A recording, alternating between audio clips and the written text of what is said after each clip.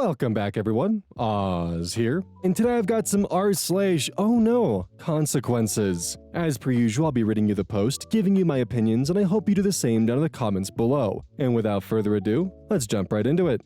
Originally posted to r/AmITheAsshole. Am I the asshole for not helping my husband repair his relationship with our daughter after he excluded her from a guys-only trip? You can read some of the details if you go through my post history. Essentially, my husband has decided he wants to have a guys-only trip this summer with my son, 13 male, and nephew, 12 male. My daughter, 11 female, is a tomboy who is into sports and fishing and extremely close with her brother and dad. And the three of them often spent a lot of time together. My husband and I discussed this, and I insisted my daughter be included. But he mentioned that he really wants this time with his son and nephew, without any women present. I eventually gave in on the boys-only trip, but warned him that our daughter would be hurt, and it was only up to him to entirely fix it. He promised me he would. Ever since my husband told her she couldn't go, my daughter's behavior has changed. She no longer hangs out with her brother playing video games, and she's been extremely distant with my husband. Just this past week, during the Super Bowl, while my son and husband were watching the game, my daughter was tucked away in her room. Watching the Super Bowl together has always been a tradition for the three of them to do together. I'm not into sports ball. But this year, my daughter didn't join them. I asked her if she was okay, and she gave a yeah, and continued reading her book. My husband noticed this behavior and tried to cheer her up by telling her he would plan something really cool, just the two of them. But our daughter told him she didn't want to do anything. A couple days later, my daughter needed to be picked up early from school for a dentist appointment. My husband said he would pick her up, but she texted me asking, "Please mom, can you pick me up and bring me?" My daughter also has been getting the school bus in the morning instead of catching a ride with my husband and son, which she typically does. Now my husband has been complaining to me about our daughter, saying he's done everything to make it up to her and that I need to step in. I told him she would be hurt by him excluding her from the trip, and it's entirely his fault she's icing him out. He says we should be a team and try to fix this together, but he's the one that caused this hurt, so it shouldn't be on me to fix it. It's starting to affect our relationship now too. Am I the asshole? So, unfortunately, there's not a way to fix this. And the wife stepping in certainly isn't going to fix this either, because even after an apology, even if the husband managed to apologize or do something to make it up, she's still always going to have the thought of, oh, I'm not really up for consideration for a guys-only trip. I'm never going to really be a part of the guys. It's always going to be my father and my brother, and I'm just the sister whose apparent interest in these same things are less valid because I'm not one of the guys. And she's probably always going to remember that, and she's probably pulling away from those activities because she had that realization, and now she's trying to probably just find her own path that's not attached to her father and her brother. For those of you who are parents in my audience, how do you fix this? Because the consequences of the father's actions are spelled out pretty clearly, and I don't blame the mother for not wanting to assist in trying to mend this because, for starters, the father said he would be able to. He kind of dismissed the idea that he would hurt his daughter to the point where she wouldn't be interested in hanging out anymore. And now he's trying to spin this back around as being part of OP's issue as well, and they need to be a team on this, when he promised he could handle this on his own, and he's the one that made the decision that damaged the relationship. I feel like any input from the mother would just be discarded. So, to either people who have been in this situation as kids or parents in the audience who might have some ideas, how would you go about handling a situation like this? Originally posted to r/AmITheAsshole. Am I the asshole for refusing to let my husband eat dinner with me and the kids? This might sound silly, but my husband loves food. Not gaming, not YouTube. His weakness is food. I don't hold this against him in any way, but he eats a lot. He's fit and regularly attends the gym. And sometimes I find myself cooking bigger portions of food because he'd attempt to eat from our daughter's plates, leaving them still hungry. We always run out of snacks as well, so there are times when I have to cook twice a day. Yesterday, at 4 p.m., I was out with the girls to get new haircuts. I already prepared dinner and left it in the fridge till we get back. I told my husband that I've put his portion aside for when he got back from the gym so he could go ahead and eat if the girls and I were going to be late. I called him at the salon and he said he got home and had his dinner and was going to work in his office. At 8 p.m., me and the girls returned home and I quickly went into the kitchen to reheat dinner because we were so hungry. I opened the fridge and the food I prepared was gone. I asked him and he said he felt hungry after eating early and ate our dinner. I was angry. I kept thinking, what were we going to eat? I kept looking for other options, and when I asked about other foods, he kept shaking his head saying we already ran out of this and ran out of that. I bluntly said he was selfish to eat the girls' dinner. He said he couldn't help it, he's always hungry. I went to order food from the restaurant for just me and the girls. When our food arrived, I called the girls and sat to eat. A few minutes later, he walked out of the office and was upset that we didn't call him to join us for dinner. I told him he already had dinner, not once, but twice, and that I did not include him in our order since he's already ate. He lashed out saying that I was doing this deliberately, ordering food from his favorite restaurant. Pretty much all restaurants are his favorite, and excluding him from dinner and teaching the girls to treat him as he was unwanted at the dinner table. I called him selfish. This dinner was for me and the girls since he's already ate our previous dinner that I spent time making. He admitted he was wrong to eat our dinner and said he felt bad afterwards, but said it was totally worth it. There's no doctor, therapist, or pastor that could help him out with his problem. He's just a man who loves food. But I was being passive-aggressive towards him and implying that him liking food is a problem, which is incorrect. We argued for minutes, then he went back into the office saying I should feel bad for excluding him from our meal. Needless to say, he hasn't spoken to me ever since and keeps teasing the girls about no longer sharing his snacks with them since they were okay with me excluding him from dinner. Am I the asshole here? So one of the reasons why I was excited about this subreddit is because the person who has the consequences delivered upon them is not always OP. Sometimes, it's someone OP's dealing with. But all things considered, your husband is just a monster. Like, dude should probably get checked out for having a tapeworm or something because he's like just straight from the Mr. Meaty episode with the tapeworm. Some of you just had a traumatic flashback and I apologize for that. Like, if he continues doing this, his entire family is going to develop a very unhealthy relationship with food. I mean, he's literally fucking eating them out of house and home. Quite literally, which is the craziest part here. Like, he knew what he was doing when he ate his daughter's meal and said that he had no regrets about it, that it was totally worth it. And now, because the mother decided, you know what, fuck it. I'm just gonna order food for the kids and I because you fucking ate the food that I prepared for us, so that way we can at least have a meal tonight. And now, out of retribution, he's punishing the kids by withholding snacks from them. Like, ma'am, did you marry a garbage disposal? Like, what is going on here? Like, I can't even imagine being a father and eating a portion that was specially cooked for me and separated and deciding, you know what? I'm gonna eat my wife and daughter's food and not do anything to make sure they have food tonight because fuck it, why not? And then also apparently he takes food off of his children's plate. Like, dude, I actually wonder if this is a time where a medically prescribed appetite suppressant would actually be something that would solve this problem because this is insane. Posted to r/am I the asshole. Am I the asshole for grossly humiliating my boyfriend in front of his whole family after he engagement pranked me? My female 40, now ex, boyfriend, Keith, male 38, and I had problems because of his constant pranks. He has a thing for making his targets look ridiculous. I warned him, many times, that I'm not a forgiving person and that he was undermining my trust. He laughed it off. And I kept giving him chances because he has redeeming qualities. He's funny without pranks, acting like a good listener, and generally showed me deference.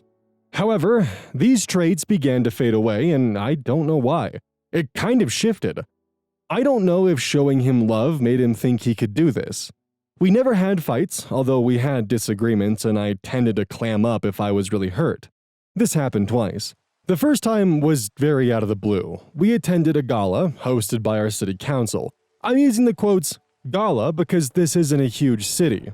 And galas are looked forward to, but are not the high class / upper class inaccessible type. He liked the way that they treated us. I was the actual guest and he was my +1. And he asked me if I could help him get an interview as he wanted to launch a small business and maybe they'd be interested. I made no promises, but got him a meeting that I attended along with him. On our way back, we stopped at a deli and ran into my ex, with whom I'm cordial. Keith was enraged because I answered my ex's greeting and said that I was too friendly, and that it was disrespectful. That lasted for about 10 minutes. We sit at my place to eat our takeout, and he immediately said very inappropriate things about my best friend. I immediately called him out for trying to make me jealous. He laughed at first, but I asked what was funny, so he left and took his food. We talked about it later, but a few days later I realized that he never properly apologized. Second, he criticized my outfit and said that I looked ridiculous in it. I should have dumped him right there, but chose to put it in the back of my mind because I already had a lot on my plate, career and family-wise. I also held out hope that we could go back to the way things used to be. I was never able to shake off that feeling of being hurt, although we seemed to have reached a very stable phase after that. He started with his pranking ways again. First, I caught him trying to hide the birthday cake that I got from my friend. Then, he hit the gas pedal a few times when I was about to get in it. What the fuck? Sorry, that caught me off guard. Then, he hit the gas pedal a few times when I was about to get in his car. Last week, we were at his mother's house for his birthday party. Everything felt pretty normal, until everyone got really quiet. It was just weird. I looked at him and he immediately took a knee. This was the worst feeling. First of all, we had not reached a stage leading to an engagement. Second, I thought it was likely a prank, but I didn't know how to react. I don't know if he told everyone that he was about to propose, and if they were quiet in honest anticipation, or if they knew, or maybe some of them knew. If he was being honest, I didn't want to say no in front of his family, so I would have probably had to say yes and then say no in private. If it was a prank, then he would have humiliated me in front of over 20 people. So what I did was ask him what he was doing, and he said I was seeing him and that I knew. I said no, I don't, so he insisted. I said all right, and asked to see what was in the box and will react accordingly. The fact that he looked off, maybe realizing that he fucked up, maybe wanting to double down, but I'll never know, was a huge red flag. He opened the box, and he had a beer can tab in it. I told him off right there. I said that he took a knee to give out junk just like he tried to suck up to people and try to get them to sign up for his tacky, insignificant LLC so that he could push his trash services that he hardly knows how to do. I also mentioned how he lost his jobs twice and said I fully understand why he couldn't afford a real ring. I asked him if he honestly saw me marrying a man-child. His family was offended. Some of them looked uncomfortable, but some of them acted like I went overboard. He tried to apologize, but I informed him to stick it up his ass and that we were done. Needless to say, it was a shit show. I had no exit plan because I didn't know that I would have to walk out and I didn't have my car. So I had to walk with his cousins following me and to convince me that he didn't mean to hurt me and that it was dangerous to walk home alone. I had to walk about 30 minutes until I found an available Uber. I made a Facebook post explaining why I did what I did and that I couldn't see my future self with a scumbag. His brother's girlfriend and I have a good relationship. I find her to be very honest and reasonable. She reached out to check how I was doing and to let me know that neither her nor her boyfriend had anything to do with it and that I was right to be mad. But she also said that while she has never gotten along with Keith, this is true, ousting him as a workforce failure in front of his family was too much, and that his family were thrown off. I asked what she thought I should do, since I'm not going to do anything to make him feel better, and that's that. And that if he ever tries to contact me, I will make sure that things get even more painful, if that's even how he feels. To be honest, I'm embarrassed. I stood up for myself, but I guess I went overboard, and maybe I should have just turned around and walked away. Was I extra for this? Extra? Maybe. Warranted extra? Yes. First, I want to circle back to the night of the gala, when you ran into your ex, and that same night, he tried to talk about your best friend in a way where it was inappropriate, trying to make you jealous. That actually speaks volumes about his character and what/who he really is on the inside.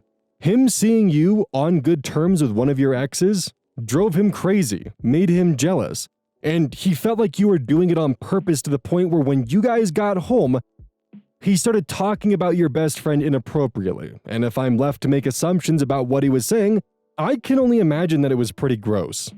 And he said those things not out of earnest, which even if they were earnest, it wouldn't be good, but it was specifically to dig at you and get under your skin. Also, him making comments about your outfit when he literally tried using the gala as some kind of crypto bro social networking event is kind of just goofy as hell. And don't even get me started on the quote-unquote pranks. Hitting the gas pedal when someone's trying to get into a fucking car is not a prank. What are you doing? Even if the car was put into park so there would be no acceleration, there's still the fact that as you're trying to get in, imagine hearing the sound of the car accelerating and what your first thought is going to be.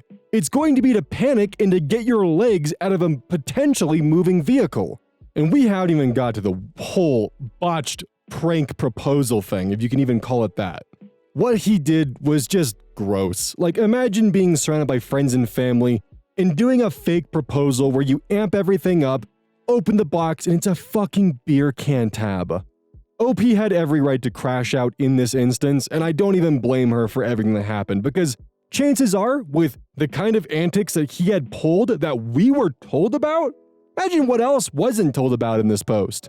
Seriously, there was probably a storm brewing up, and it just took the right straw on the camel's back to send that fucker to the ground, and she snapped. Justifiably so. Was it mean? Yeah, it was definitely mean and definitely extra. Do I blame her in the slightest? No, not at all. We can argue on whether or not she should have crashed out the way she did, but I can't blame her in the slightest. I think that she was very justified in how she handled the situation.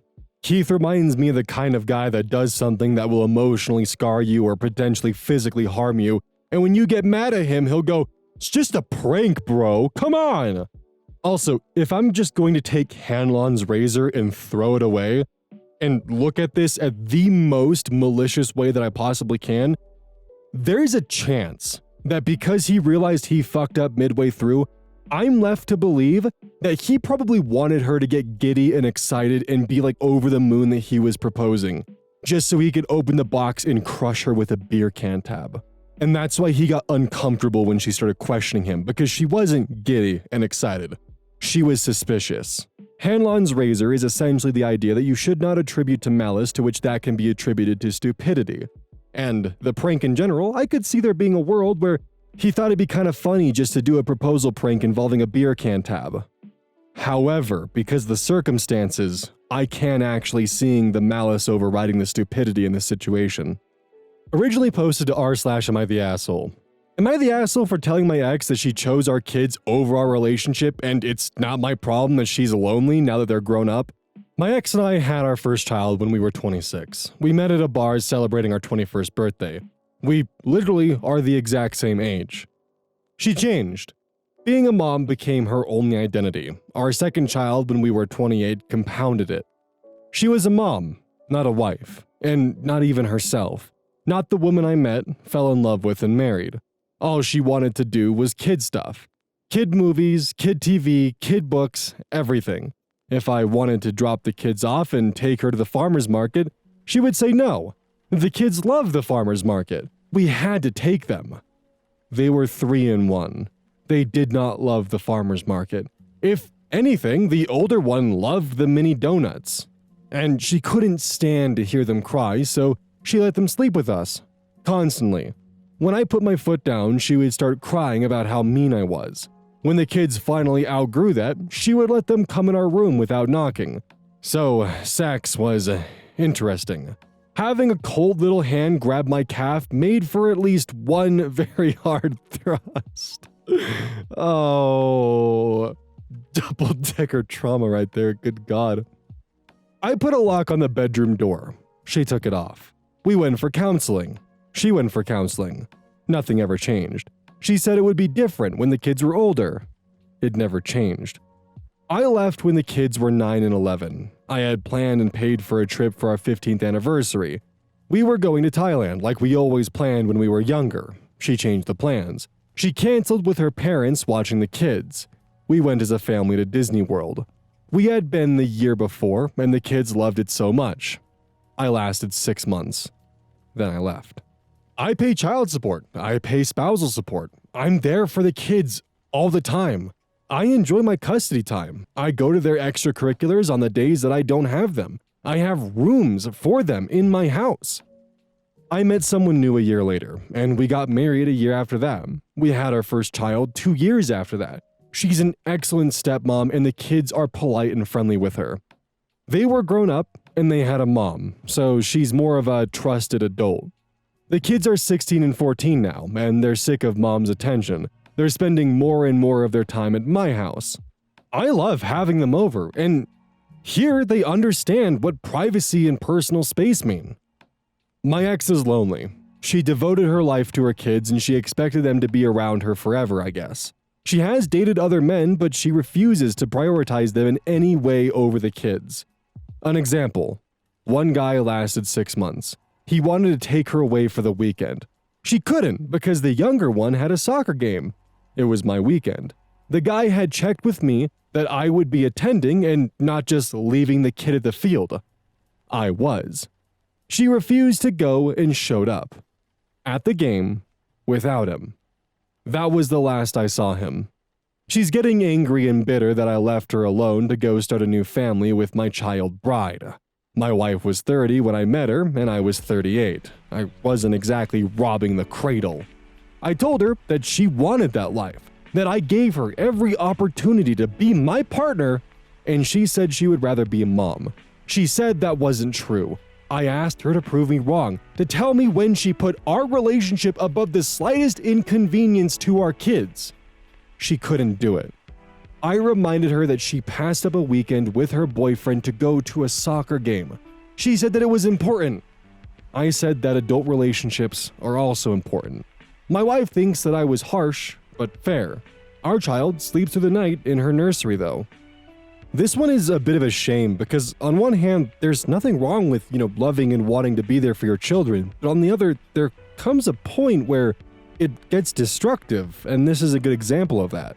Like, you want to be there for your kids and be there in their life to the point where you're present and you're there for them, but you don't want to be so overbearing to the point where they don't have privacy and your entire life becomes your kids. Like, OP's ex-wife sacrificed her adult relationships for her kids. And from my perspective, she was far more interested in being a helicopter mom that was also simultaneously only wanting to be a friend to her children, and not a parent. Certainly not a wife. And this behavior began to reflect when her kids weren't interested in that kind of helicopter friendship mentality, to the point where they found their father's house to be a point of refuge and privacy and safety. One of my first thoughts while reading this was that maybe OP's wife just had her childhood robbed from her and she was trying to vicariously relive it through her kids and never wanted to let go of it.